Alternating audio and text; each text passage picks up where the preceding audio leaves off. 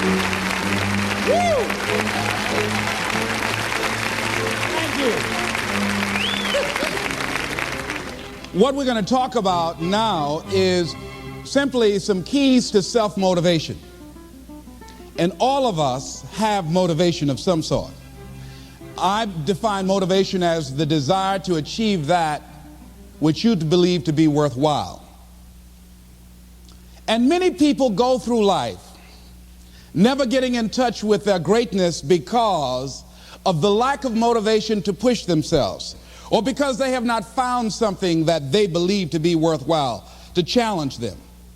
I heard a poem once that said, many a flower has bloomed unceasingly and wasted sweetness upon the cold desert air. It's translated, that means simply that many a talented persons have gone unnoticed, and the world never had a chance to be exposed to their talent because that person did not take the time to begin to express or to demonstrate or to motivate themselves in the direction to bring that which they came into the universe to bring. How can you measure your motivation? How can you evaluate where you are on a scale of 1 to 10? Let's do this for ourselves mentally. How do you rate yourself from 1 to 10? Your mental attitude about yourself, how you feel about you, how you feel about life. How do you rate yourself on a scale of 1 to 10 in terms of your physical appearance, in terms of your health? Do you take care of yourself? Are you allowing yourself to get overweight and out of shape? Are you conscious of your health? Are you watching the food that you take into your body? Do you make a deliberate effort to exercise? You know, it was George Burns, he said, we cannot help getting older, but we don't have to get old. And many of us get old before our time because we don't take time to take care of ourselves. Your environment is a very good indicator. On a scale of 1 to 10, is it what you want it to be? Do you find it desirable? Are you satisfied? The job or career that you're involved in. Someone said that 85% of the American public are unhappy with their jobs. Are you spending 8 hours a day just doing time? Doing something that you don't find challenging, that does not make you stretch mentally, that does not stimulate you, that does not inspire you. Something that you don't find a sense of fulfillment in it. If you're doing that day in and day out, it has to affect how you feel about yourself, your level of motivation. Your relationships. What kind of impact is it having on your life? Is it nourishing or is it a toxic relationship? Does it drain you or does it build you up? Ask yourself that. How motivated are you to do something about it? Your contribution, your actions. What are you giving? Many people will leave the universe without a trace. No one will know they were here. And in fact, under their name, we could put under there, not used up. Will anybody know that you came this way? What contribution are you giving? What will you leave? What will be different because you came this way? Someone once said that life is our gift to us that God has given us, and how we live our lives is our gift to God. What kind of gift are you formulating? Is this a gift that you like to take back and do something else before you turn it in? Think about that. What can we do? What are some of the keys that we can begin to use to motivate ourselves when our batteries run low? Because I don't care who you are, I don't care what you do, at some time you are going to get tired. At some time you're going to get in a rut. Seem like nothing you do works out right. And sometimes it just seems like you just don't have the wherewithal or the will to do anything. That sometimes you act like you're punch drunk. You're just wading through life, just doing time day in and day out, looking at non-discriminatory television, anything that's on, just looking. And depressed, feeling powerless, feeling useless, and bored. What do you do? How do you get yourself out of a rut? How do you, when you know you can do more than what you've been doing and you're not doing it and you're discontent with where you are, you get angry at yourself. How do you get out of that rut? How do you motivate yourself? One of the things that we must do is that we must be involved in working on achieving self-mastery. You must work on yourself continuously. Never be satisfied with yourself. Always know that as you invest the effort and time on you, that's the greatest ability that human beings have above animals. See, a dog can't be anything but a dog. Tree can't be anything but a tree. Human being, you've got unlimited potential. You can put effort on you, and by concentrating on you and developing you, you can transform your life wherever you are right now. So you want to work on yourself. You want to read books that inspire you and motivate you. You want to listen to tapes over and over and over again. And I suggest that you listen to tapes when you first get up in the morning. You want to control the spirit of your day. When you first wake up in the morning, your mind is operating at 10.5 wave cycles per second. That's when the subconscious mind is most impressionable. Whatever you hear in the first 20 minutes when you wake up, that will affect the spirit of your day. When you listen to tapes, listen with relaxed belief, believing that this can happen for you. And by listening to them, listen to them over and over and over again, and you will get a breakthrough. You can listen to the same tape for months, and all of a sudden you hear something you never heard before. It have a special meaning for you. Or read the same book over again, and you find some special insight. You said, I can't believe I didn't see that the first time. So you want to be involved in developing yourself. Most people won't do that. Most people won't take that kind of effort and invest that kind of energy in themselves, because they will fall prey to that conversation within. Oh, don't do that. You don't have time. You're too busy. You're too caught up in the rat race. Most people won't do that. Well, they won't take time to go to lectures. They won't take time to go to seminars. They won't take time to go to classes to improve themselves.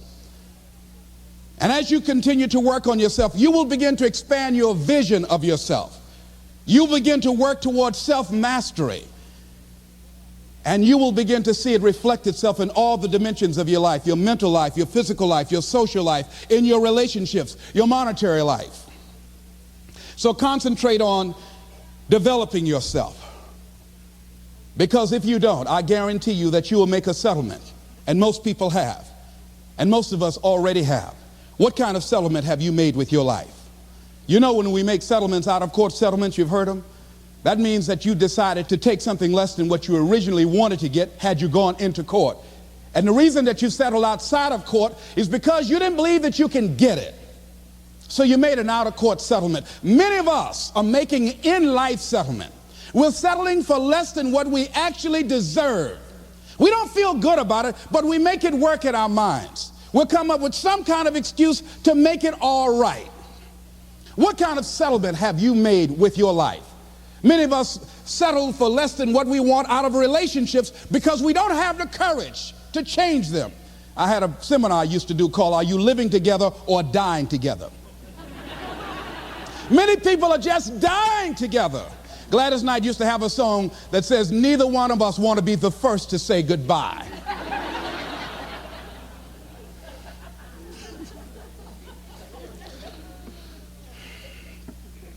The next thing is, in order to begin to find some keys to self-motivation to drive yourself, in addition to working on yourself, and as you work on yourself, you feel good about yourself, and as you feel better about yourself, you treat yourself differently. Develop a health plan. See, you can't feel well and do well if you don't have good health. You can't perform if you don't have your health. Your health is valuable. Develop a health plan. A plan that you will follow, because this is the only vehicle that you have to carry you through this experience called life. And you want to take good care of it because you love you enough. You care enough about you. And that's not easy. It is not easy having a health plan and sticking to it. But you're worth it doing it again and again and again. I have lost 22 pounds several times. I always do it. I love potato chips. People who know me know I love M&M peanuts. I love peanut butter and jelly sandwiches. I love my mother's sweet potato pie. I love this. It's not always on my health plan, but I put it on there sometimes. I said life is too short to go without sweet potato pie. If I go tonight, I want you to slip a slice of sweet potato pie in my casket and watch the smile on my face. Next thing is, as you take care of yourself, the next key is keys to motivation, to self-motivation. You want to live life with energy and passion.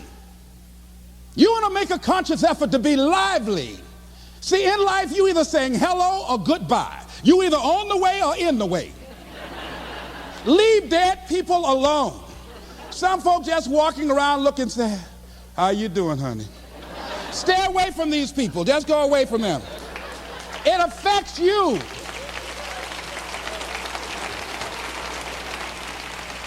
You want to smile. You want to be happy. You got a lot to be thankful for. But you watch some of the faces around you every day. And I tell you, some of these faces, they will put you in a depressed state of mind. So you want to avoid these kind of faces. When you see them coming, turn your head. Next thing is that you want to monitor your inner conversations. The things that you say to yourself. You want to watch them, and in watching them, you want to take charge. A friend of mine told me this evening, and she did it excellently. She said, I didn't want to come tonight. I was feeling so depressed. And I said, I'm going anyhow. See, that was the conversation. Oh, you really don't feel like it. You really don't need to do it. You don't really need to read anything. Forget all that. That's that inner conversation. Oh, you don't need to worry about trying to go into your own business. Forget that. You can't do that. What if you lose everything you've got? That inner conversation that stops you from doing the things you want to do less, don't do that. How can you possibly think about being a motivational speaker? You don't have the contacts, you don't have the money, you don't know the right people. You're going to get up there and your mind's going to go blank. Forget all that.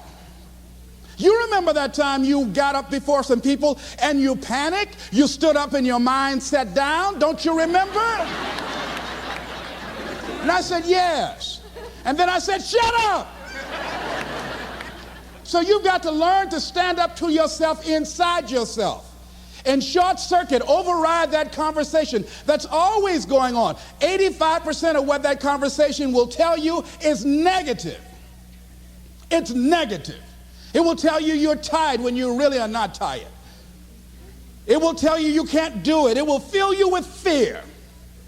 So you've got to watch that conversation. And when you find it going on, you've got to stand up to it and say, I'm going to do this anyhow. I'm afraid, but I'm afraid not to do it. And I'm not going to let you stop me. The biggest challenge that you will have in life is you. There's an old African proverb that says, if there's no enemy within, the enemy outside can do us no harm.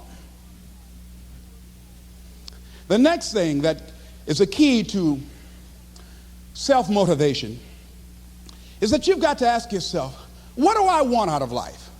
What do you want out of life? What do you want out of a job? What do you want out of a career? What do you want out of a relationship? What do you want? What gives you your life? How will you know when you got it? What will make you happy? You need to know. You need to start asking yourself some questions. What do I really, really, truly want? And you need to be exact about that. Don't be vague. Oh, I just want to be happy. That's too vague.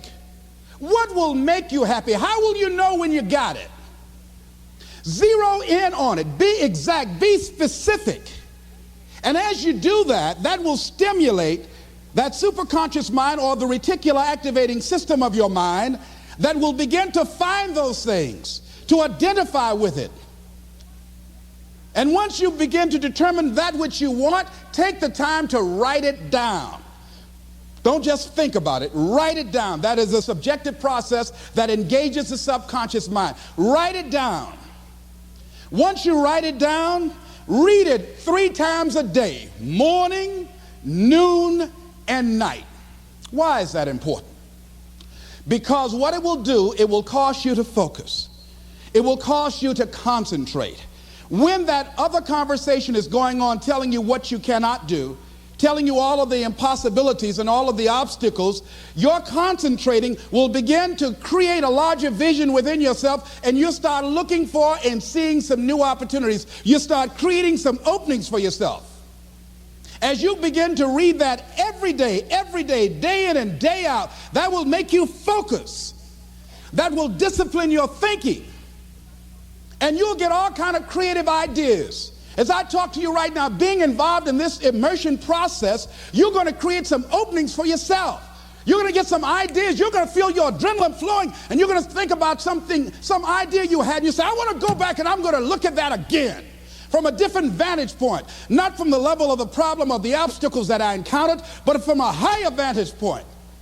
Because what you will begin to see and to know as I talk to the higher consciousness within you, that you are powerful, that you are a miracle worker. And that inner conversation has conditioned you to believe that you are not. And as you begin to discover the truth of who you are, whatever challenge that you're facing in life, and if you're living, you're facing some challenge, you'll begin to know that you're powerful and that you're a miracle maker. So as you begin to write down exactly what it is that you want, read it every day. The next thing is, see yourself there. How will you feel once you get there? What will the experience be like for you? What will be different? What kind of person do you have to become in order to get there? Visualize yourself there, living the experience. I remember when I ran for state representative in Columbus, Ohio, and I had a lot of people telling me, and you got to watch not only the conversation within, but the conversation without, telling me, Les, you can't possibly win. You can't do that. And I went down to the legislature, and I saw myself. I knew what I wanted. I saw myself in the chair. I pointed out the chair that I wanted. I used to go and sit up in the galleries and watch the legislative process. I used to go to the committee meetings and listen to legislation being introduced. I learned how to write legislation, how to amend legislation. I started thinking like a legislator, got up every day dressing, thinking like that, selling myself on it, seeing myself in the legislature. Mr. Speaker, I'm the gentleman from the 29th House District. I'd like to introduce a bill. I went in the legislature, walked around. I had the experience of it. And when I ran and won against overwhelming odds, they were shocked. I won the election even before it was held because I was living it in my mind. You want to see yourself beyond your circumstances. You got a challenge, see yourself beyond your challenge. See yourself with the challenge already resolved. And knowing that all is well, seeing yourself in control and in charge of your destiny, being healthy and happy. The next thing is, it is important in the area of motivating yourself, it's important to know why you're doing it. Because that mind will say, why bother? Why go through all this? This is too hard. No, throw in the towel. It's not worth it. Has it ever said that to you before? Here's how you can handle that. Here's how you override that. Write down 5 reasons why you deserve it. Why do you deserve what you want? Why you? Why do you deserve it? What meaning and value will it bring to your life? What's so different about you that you deserve your goal or this goal? And when you write down those 5 reasons, when you have some down moments, and you're going to have them, when that conversation starts talking to you and it's going to talk to you, what you will do is you can pull that out and read it, and it will build you up. It will be your rod and your staff to comfort you through some challenging moments, because you're going to have some. Life will knock you between the eyes. It will catch you on the blind side, come out of nowhere, stuff you can't anticipate that will knock the wind out of you. You want to give up. That's why it's important for you to work on yourself, listening to tapes, building yourself up, talking to yourself with power, feeling, and conviction, building yourself up day in and day out, because it's coming. I guarantee you, life is just waiting. Oh, he's doing good now, huh? Very good. I remember I had an experience. I was pursuing my dream, and that's why you have to work on yourself. You don't know what's going to happen. And I was telling people, I had this big rally I had to do, was 5,000 people there. And I said, you must work on yourself. If you want a larger vision, you've got to empower yourself continuously, because life will catch you on the blind side. And after I finished my speech, I got a rousing standing ovation. And I went and called the young lady that I was dating at the time. I said, hey, guess what? I said, they love me. I got a standing ovation. And they were chanting, we want the motivator. We want the motivator. I said, listen, we want the motivator. Do you hear? She said, yes. Les, I need to talk to you. I said, well, wait a minute. You're talking about tough. I was getting off, and I'll be home soon. Les, I heard a voice in the background. Hurry up and tell him. Who's that? Les, you've been gone a lot, and there's somebody else. What? And they came in. Les, come on, Mr. Motivator. They want you back out there. Wait a minute, hold a minute. What'd you say? I'm sorry, there's someone else. And I heard the voice say, hang the phone up. Clump. I say, wait a minute. I say, hey, Motivator, come on. They want you. Can't you hear them cheering? I say, okay. I say, when you working on a larger vision, I say, you got to really work on yourself because life will catch you on the blind side.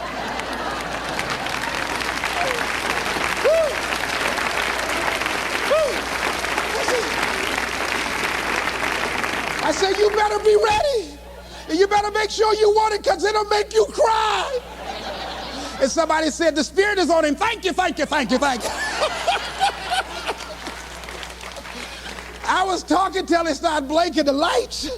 They had to come pull me off. And I said, you got to have a larger vision. You make sure, wait a minute, you make sure you work on yourself. They said, come on, Mr. Brown, come on. Yeah. I went back to my hotel room, and loneliness and heartbreak was sitting on the bed, said, are you coming in now? Do you have your larger vision now? How's your positive attitude? Say, get on in here. Are you still breathing? Shut up. No, you want your gold? No, I don't want this gold now. Life will wear you out. You'll be saying, no, I can't, and no, I won't. You try to read it, can't see nothing through the tears. I went plundering through the drawers in this hotel trying to find a Gideon Bible, anything, you know. I said, somebody, anybody help me. Yahweh, Yahoo, anybody. Boy, I tell you, that's why you got to work on yourself. Because life will send you some curves you cannot anticipate. The next thing is that whatever you do, you want to develop technical mastery. You want to be the best at what you do. You want to master it. See, part of self-motivation is you've got to find something that gives you a strong sense of competence. Well, you become known for that. You develop a reputation of being good at doing that. You set some high personal standards for yourself. You're not competing with anybody else. You're just unfolding yourself to be the best person that you could be. That you want to give the best quality service that you can give, because that is a statement about who you are. The other thing that's the key to self-motivation is recognize the fact that you're going to get into some slumps. Recognize the fact that you're going to encounter a great deal of failure in life. It goes with the territory. But in the face of that, you want to be relentless. When you want something, you don't expect everybody to say, oh, come on in. Oh, you want this? Oh, great. We want to give this to you. You're such a nice person. You're doing it for your family, aren't you? Great. No, life isn't like that. No, many doors will be closed in your face. Many loans that you will want. And they'll say, no, you don't have enough collateral. You don't have enough credit. And most people will give up. But you've got to decide that I'm going to be fearless. I refuse to be denied. And I'm going to go all out. I'm going to be relentless. I don't care how many no's I encounter. I like something Isaiah Thomas said when he was getting ready for a basketball game. He said, I'm going to either shoot us in or shoot us out, but I'm not going to not do anything. And that's the way to go. You can't make a basket unless you shoot the ball. You can't hit a home run unless you take a swing at it. Most people won't even take a swing. Well, I probably won't make it anyhow. That's the conversation within. They probably won't give it to me anyhow. If you want something, you've got to be relentless. You've got to decide, I deserve this, and I'm going to have it. And you go all out to get it. That drives you. The next thing is that when you want something out of life, you've got to be willing to go into action. Don't wait around for things to be just right. Don't wait for things to be perfect. Don't wait for the ideal situation. It will never be ideal. There will always be a reason. Well, as soon as the children grow up, or as soon as I pay my bills, or as soon as I get my divorce, as soon as I get enough money together, do what you can, where you are with what you have, and never be satisfied. A lot of people never take a chance in life. They don't want to take any chances. They want the situation to be ideal. See, that's not walking by faith. That's walking by sight. If I can see it, I'll do it. No. That's a lot of people say, if I can see it, I'll believe it. No. If you believe it, you can see it.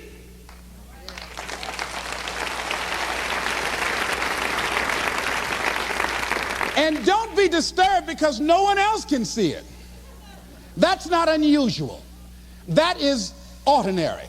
But because you want some different kind of results in your life, you've got to be willing to be unreasonable.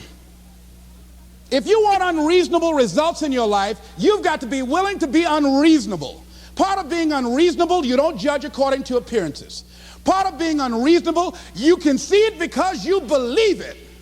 That's part of being unreasonable. Part of being unreasonable, you're like Paul who said, you must have the faith to call forth those things that be not as though they were. That's part of being unreasonable. Most people won't do that. Most people say, call me when you get it together. Then I'll support you.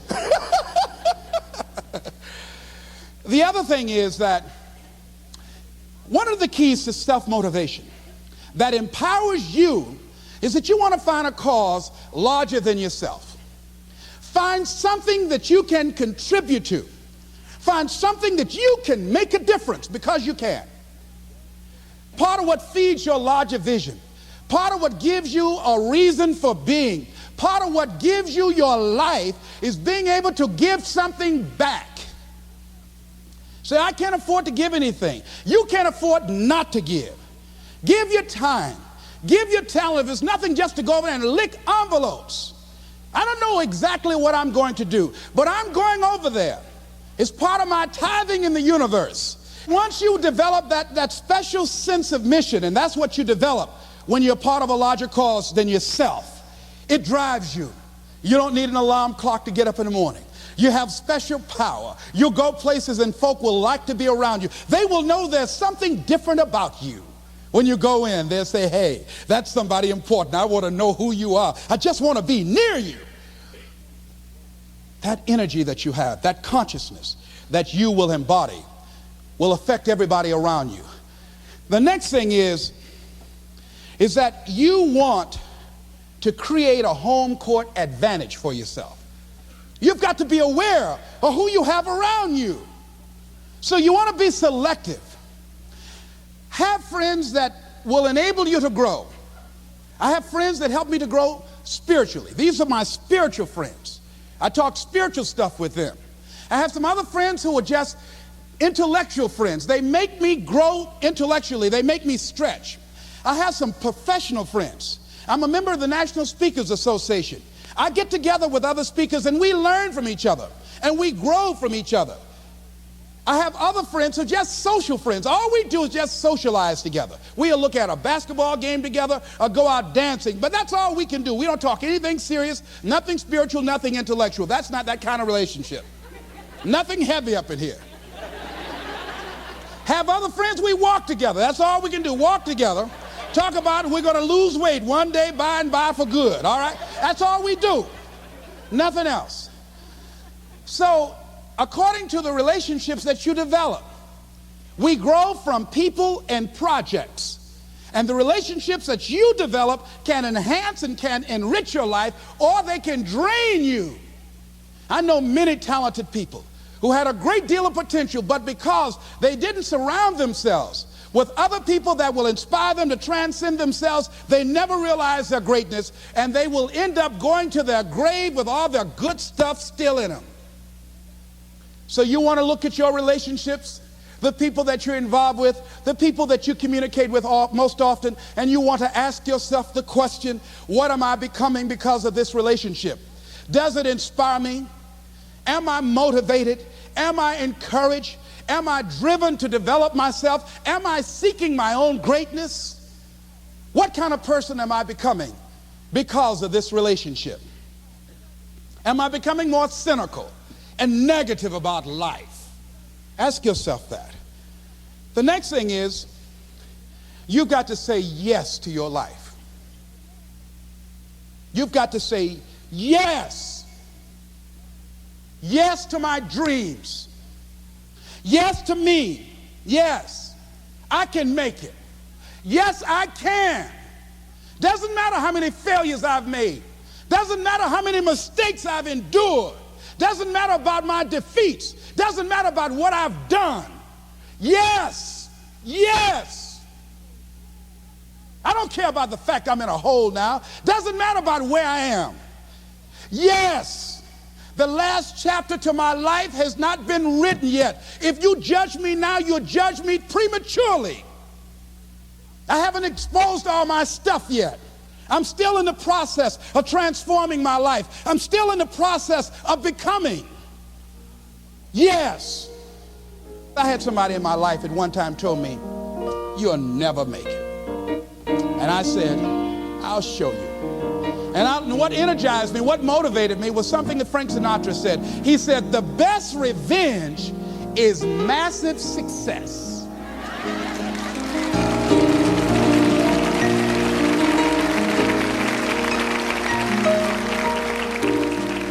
I'll show you. You just watch my smoke, as old folks used to say. So say yes. Stand up for your dreams. Stand up for what you want in your life. Decide that your life is so meaningful to you, that you love you and you love life so much that you're going to stand up for something you want. I used to have a saying when I was on the radio, stand up for what you believe in, because you can fall for anything.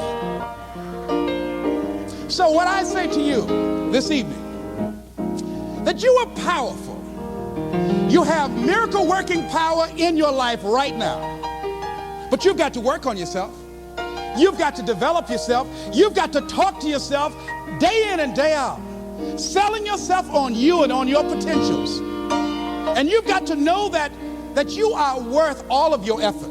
And that the key to your motivation, as you get a larger vision of yourself, is to know that you have something to give. Is to know that you have a reason for being in the universe at this point in time. I want you to stand up for your life right now. Anybody want to stand up for your life? Stand up for your dream? Stand up for your dream.